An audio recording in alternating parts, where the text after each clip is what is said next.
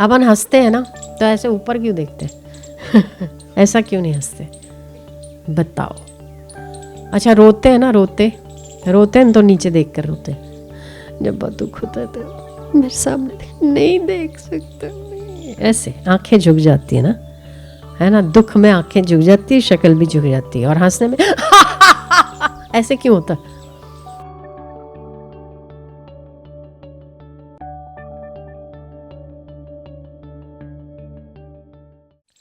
अपन हंसते हैं ना तो ऐसे ऊपर क्यों देखते हैं? ऐसा क्यों नहीं हंसते बताओ।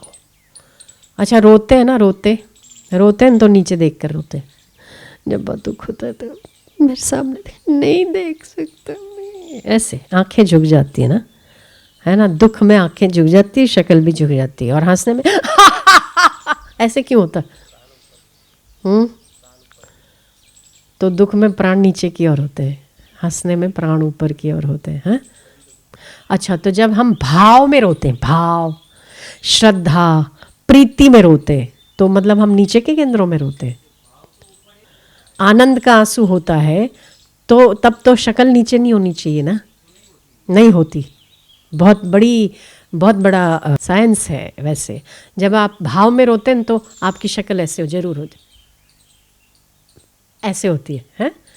और जब आप दुख में रोते हैं तो आंखें भी नीचे होती है और शक्ल भी नीचे होती है। ध्यान देना कभी, जो ध्यान में रोते हैं ना उन लोगों की सबकी शक्लें ऐसे होती है। और जब दुख में रोते हैं ना छुपा देते हैं अपने आप को। तो जब कोई भाव में रो रहा है ना तब, और जब दुख में रो रहा है तब, आप कैसे जजमेंट लोगे? समझ गए ना आप? हाँ, वासना में रोने वाला दुख और भक्ति में रोने वाला सुख। जब व्यक्ति सुखी है तो शक्ल ऊपर है, जब व्यक्ति दुखी है तो शक्ल नीचे है। वो हंसने में भी ऊपर जाती है, फिर रोने में भी ऊपर जाती है। जब रोने में भी ऊपर जाए तो इसका मतलब जो दर्द है वो दर्द नहीं है, वो भाव है, ठीक है। और जब रोता है तब शक्ल नीचे हो जाए, मतलब कि उसको बेचारे को अलग वाली पीड़ा है, दुख है किसी बात का, परेशानी है। वो भी एक हृदय में भाव ही है। दुख दर्द का, अवसाद का भी एक भाव है। पर फिर भी जो भक्ति के लिए रोया जाता है या भक्ति के लिए, अच्छा जब हम हंसते हो ना तो ज़रूरी नहीं है कि वो भक्ति में हंसते हो। आप किसी ऐसी वैसी बात पर भी हंसते हो, तब भी आप ऐसे ही हंसते हो, वो क्यों? अब ये बताओ। जैसे रोते हो तो भाव में रोना तो आप शक्ल ऊपर होती है, दर्द में रोने में शक्ल नीचे होती है, ठीक है। पर हंसने में ऐसा नहीं होता। हंसने में तो आप दोनों ही तरह ऊपर ही हंसते हो। आनंद एक है, रोने के भाव अलग अलग है। आनंद एक है। आनंद स्वरूप की स्थिति हमेशा ऊपर होती है। तो जब रोने में भी आनंद हो तब आपकी स्थिति ऊपर है। हंसने में आनंद है तो आपकी स्थिति स्वतः ऊपर है। इसीलिए हमेशा हंसते रहना चाहिए, है ना। कैसे हंसते रहना चाहिए? आपको पता है चकोर है ना, चातक, बारिश आती है ना उसकी शक्ल ऊपर ही रखता है, और जब तक की बारिश होती है, बारिश का मौसम होता है, तब तक चातक पक्षी की चोंच हमेशा खुली रहती है। पता है क्यों? स्वाति नक्षत्र की एक बूंद को पीने के लिए।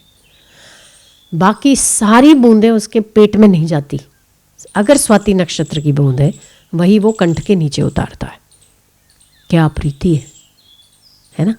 और गर्मी की थकान में अगर चलते चलते, उड़ते उड़ते वो चातक पक्षी थक जाता है, और अगर किसी तालाब में गिर जाए बेहोश होकर इतनी गर्मी में, तब भी वो अपनी चोंच, अपनी शक्ल ऊपर उठा लेता है। क्यों?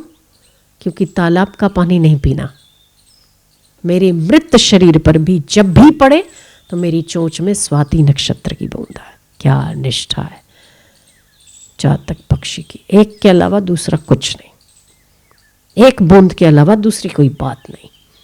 तो मृत्यु के समय भी वो अपनी चोंच इसीलिए ऊपर उठाता है ताकि जब वो लुढ़क जाता है, जब उसकी मृत्यु हो जाए, तब कहीं मेरी चोंच इस तालाब के पानी को ना पी ले, या मेरी मृत्यु में मेरे प्राणों के द्वारा, मेरे नाक के द्वारा इस तालाब की बूंद मेरे शरीर में न प्रविष्ट हो जाए।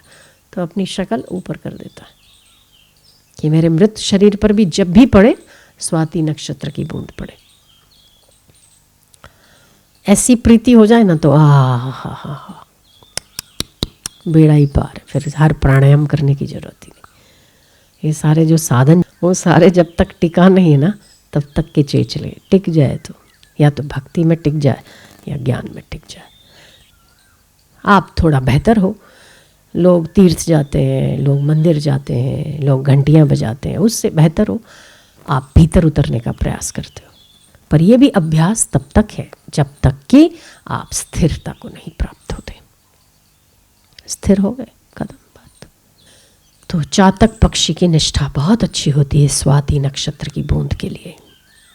चोंच सतत, अभी भी चातक पक्षी कहीं दिखे आपको यूं बैठा हुआ मिलेगा, इंतजार करता हुआ कब बूंद पड़े और मेरी प्यास बुझे।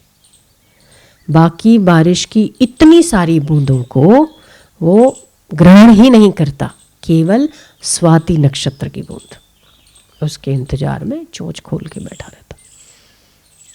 मरता है पर तालाब का पानी नहीं पीता, मर जाता है, कोई और बूंद नहीं ग्रहण करता। चलिए, सुनाने के लिए तो बहुत कुछ है, समझने के लिए एक ही बात काफ़ी है। जब ठहर जाती है ना, किसी अन्य भाषण की आवश्यकता ही नहीं होती। क्या सुनाने के लिए बहुत कुछ है, समझने के लिए एक ही बात काफ़ी है। जो समझने को तैयार है या जिसके हृदय में एक बात उतर जाती है, एक, केवल एक, उसके लिए वेदों का क्या प्रयोजन है, अधिक बोलने का क्या प्रयोजन है, विस्तार का क्या प्रयोजन है, शब्दों का क्या प्रयोजन है। वो तो जो समझा है वही